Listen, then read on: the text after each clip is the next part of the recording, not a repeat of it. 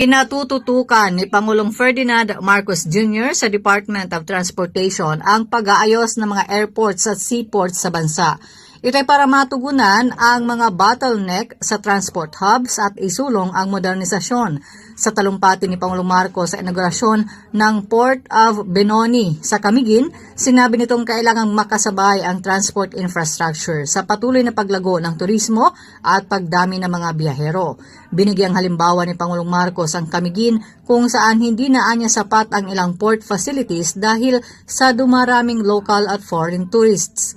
Tuwing peak season, magiging problema na anya ang pagkuha ng boat tickets na nagiging pagkakataon para sa mga unauthorized ticket processors o fixers na pagsamantalahan ang mga biyahero.